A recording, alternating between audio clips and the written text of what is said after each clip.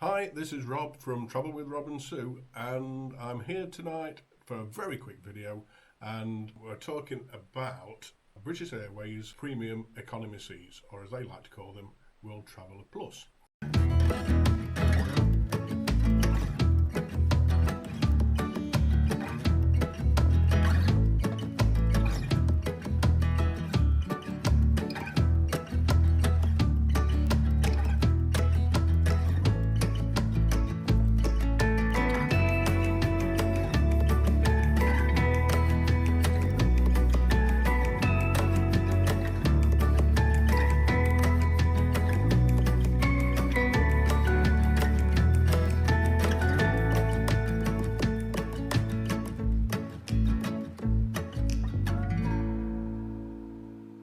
Not that I've set out to do this video on purpose, but I've noticed that there's one or two people have been searching for exactly that, the premium economy seats.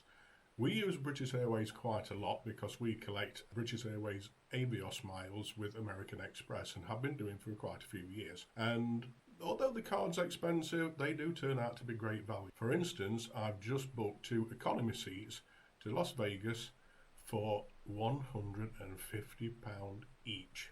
That's just the tax we have to pay each. Now those flights are anything between £600 and £700 normally. So I think that is decent value, and we haven't had to do anything other than pay the card fee, which last year I think was £200.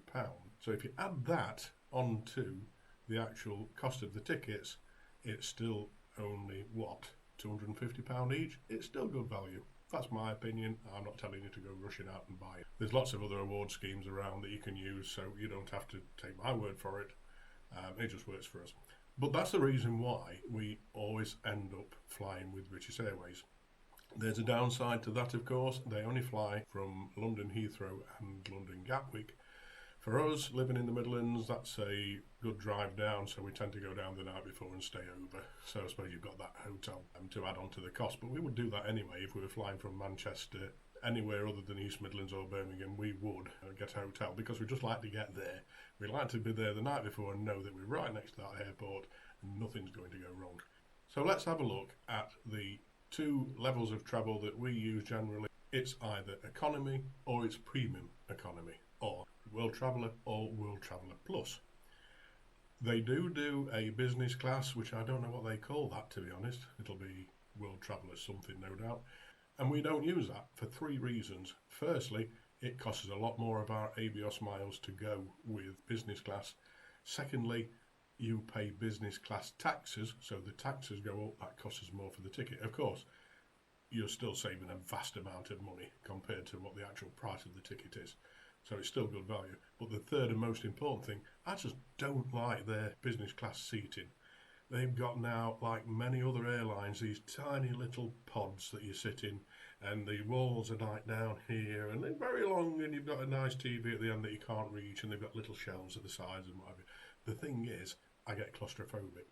The last time we went business class was with Qatar Airways flying to Singapore, and it was so brilliant. Massive seats, loads of space, a 21-inch TV at the other end of the plane that you couldn't reach, and the service was really good, as you'd expect from business class, but it was just the amount of room and the airy, open feel of the whole aeroplane. Do not try to put me in one of these little tiny cubicles where they shut the glass window at the side and you're all there, all private, yes, but in a tiny little cage. No, not for me. So we either go economy or premium economy. Let's have a quick look at economy. Now, I haven't taken any specific footage for this. This just happens to be a few clips that I've taken while we've been travelling over the last couple of years. So you'll have to excuse the quality, and they are robbed out of other videos. But they do show, I think, a little bit of the experience. So, economy. Let's look at the planes that they use. They tend to be 757s, 777s or 787s, I believe. And these are the seating plans for all of these aircraft, and they generally tend to be 333 or 343 layout. We've flown economy a few times now. The first thing you notice when you're in economy is that you don't have a lot of pitch. And British Airways isn't bad compared to other airlines that we've been on. Certainly some of the budget airlines tend to be a bit tighter. A lot of the airlines now are going for these very thin seats, and that gives you a little bit more room.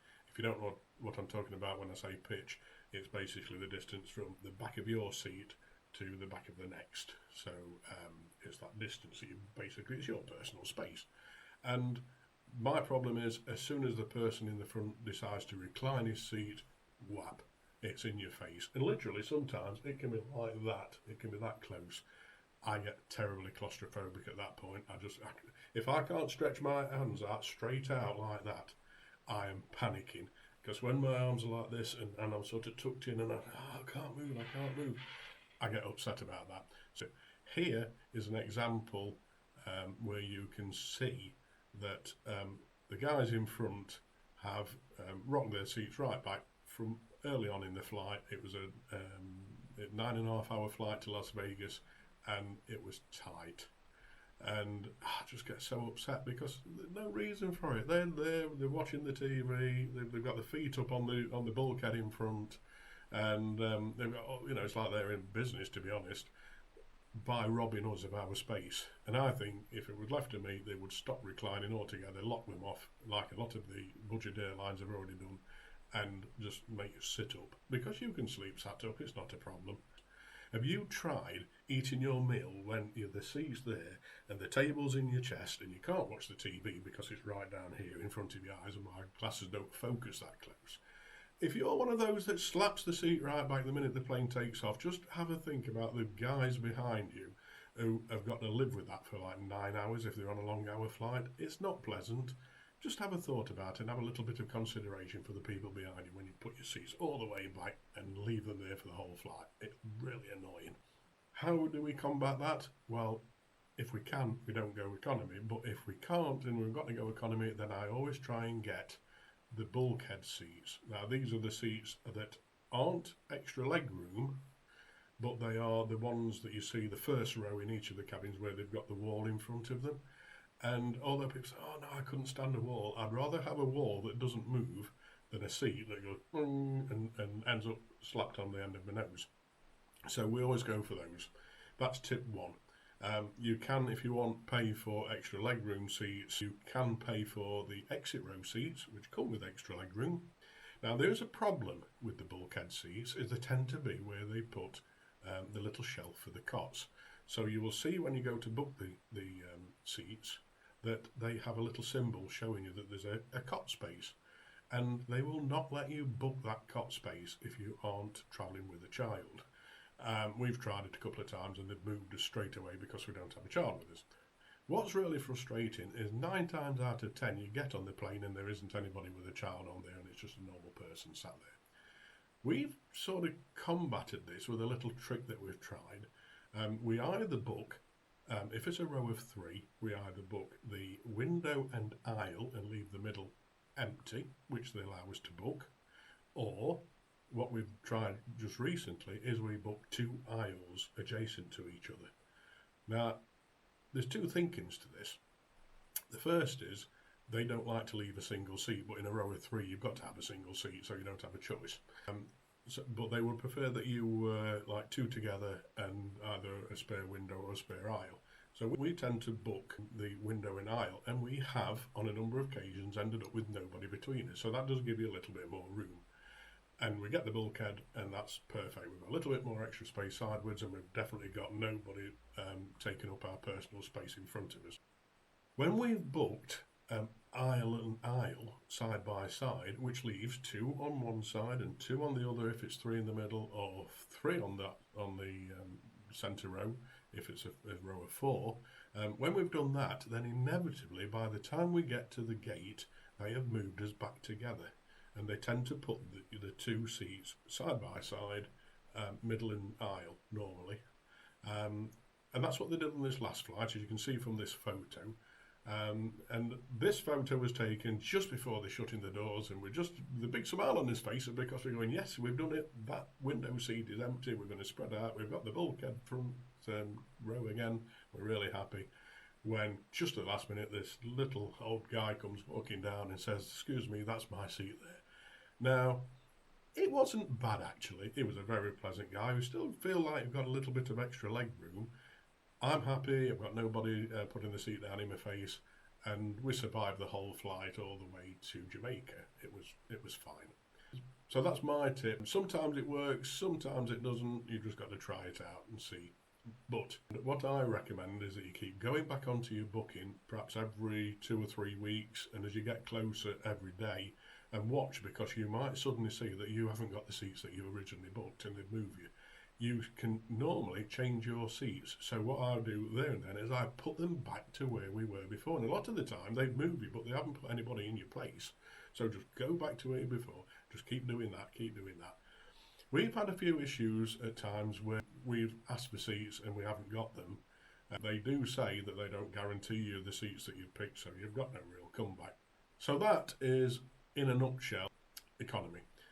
From a service point of view, you get a very basic meal with British Airways. You get 1 or 2 runs of the drink service and very little else. Let us look at premium economy, or World Traveller Plus as it's called. The first thing you notice is obviously you go down from 3 seats in a row down to 2. And that is basically you're getting a seat and a half to yourself. And for me, who needs a little bit of elbow room, that is quite useful. I don't just feel like I'm pinned in. You do get a little bit extra depth, but you can still recline that seat in the front, and when they come back, it's not quite as close as when you're in economy, but it's still tight. And I still really get annoyed about it. Let's go back to what we were talking about. Premium economy, World Traveller Plus. They're nice seats, they're wide seats, they're spacious seats. We still go for the bulkhead seat. The thing to note now is they still have a cot space. So now you've only got 2 seats and one of them is a cot space. It is impossible for you to book those 2 seats if you don't have a child. But what you can do, what they don't stop you doing, is booking the aisle seat next to the child space and then the aisle seat on the adjacent row.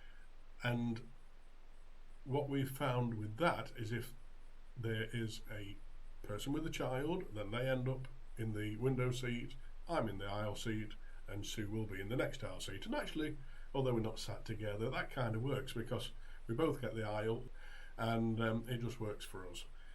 What they have done though in the past is, because there isn't anybody with a child seat, right at the point where they board you, they change the booking, they change the boarding cards, and suddenly we are in those 2 seats, and that is just absolutely perfect. We've managed to pull that off now 2 or 3 times, so we're not grumbling. If it doesn't work, then we just have to live with it, but the majority of the time it does. Let's look at the cabin layout for premium economy, because it's either 242 or 232. So what we try and do is we book the 2 bulkheads at either side of the plane, and we, as you can see from the video, we get quite a lot of leg room. It's very comfortable. Compared to economy, this is really comfortable. You can see from that photo how much space there is. Plenty of room to swing your legs around if you want to. And the other thing is, look at the size of the TV. It's beautiful size. When you look at the service quality that's provided with the premium economy, it's a lot different. You get better meals, you get better drinks, you get more frequent service. You even get ice cream. I mean, what's all that about? I haven't had ice cream on a flight since it was Air France in 1995. But there's a but. Take a look at this plane. This is one plane that we came back on from Las Vegas, and just look at the difference in the quality of this flight.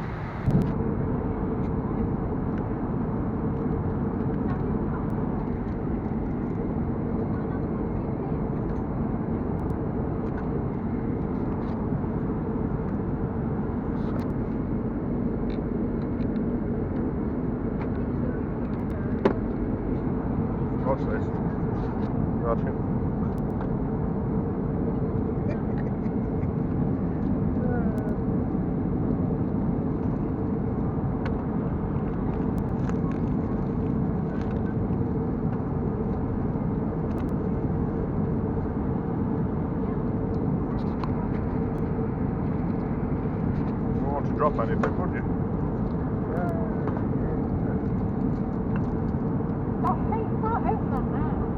Hey? What do you say?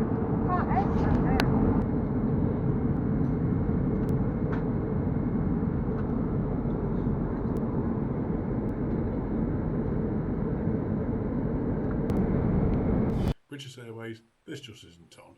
This is not the quality that we expect from a national carrier. This is just ridiculous. This plane should have been scrapped years ago. This was the only time when we've actually felt that the quality of the aircraft just wasn't up to scratch. All in all, we love British Airways. We love World Traveller Plus.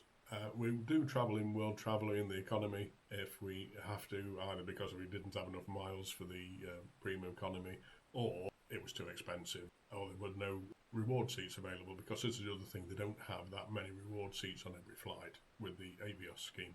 It doesn't really matter to us, we'll fly one or the other. We're obviously more comfortable in the premium economy. Compared to other airlines, we've been with some other airlines, I don't think there's that much to choose between them, to be honest. In premium economy, there's plenty of room and there's very good service, and I think it's decent value for money. So that's the end of this video, and I thank you for watching. If you liked it, please hit like. It does mean a lot to us when we see the likes and the subscriptions building up. So that's the end of this video. Until next time, bye for now. Bye.